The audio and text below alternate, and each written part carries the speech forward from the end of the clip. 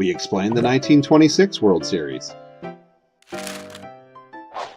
In a year when the American economy was booming, Gertrude Ederle swam the English Channel, Al Capone ruled over Chicago Prohibition, and NBC Radio formed, the 26 series would see the return of Babe Ruth's New York Yankees, stacked with hitting power, soon to be nicknamed Murderers Row.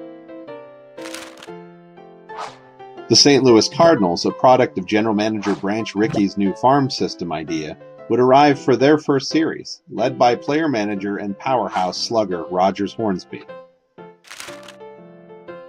The series was pretty evenly matched and seesawed back and forth through pitchers who went the distance versus the other team's bullpen. Grover Cleveland Alexander, Bill Shirtle, and Jesse Haynes for the Cardinals, Waite Hoyt and Herb Pennock for the Yanks. Haynes even got a lone home run in a 4-0 rout of the Yankees in Game 3. Pitching was definitely a strong point of this series. However, despite the dynamic pitching of the Cardinals, Lou Gehrig, Earl Combs, Ruth, and Joe Dugan all batted above .300 for the series. Gehrig stood out with 8 hits and 2 doubles. Hard-hitting Hornsby was held down by Yankee pitchers to a .250 average, but still managed 7 hits and a double.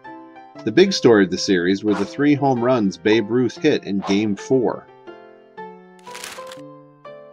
It's part of the legend of the sick boy in the hospital named Johnny Sylvester, who Ruth allegedly promised to hit a homer for either in a note or in person at the hospital. For the 3rd series in a row, the victory came down to Game 7. Alexander and Hayes versus Pennock and Hoyt. Ruth hit a home run, both teams had 8 hits, and it came down to the wire. The Yankees were down 3-2 in the 9th when Ruth got on base. Musa was about to bring Ruth home when Ruth decided to get a late start, stealing second. Ruth was tagged out by Hornsby, and the Cardinals were the winners of their first World Series victory. Hall members from the series would include Hornsby, Alexander, Jim Bottomley, Chick Hafey, Haynes, Billy Southworth, Miller Huggins, Combs, Gehrig, Hoyt, Tony Lazzeri, Pennock, and Ruth. Johnny Sylvester recovered.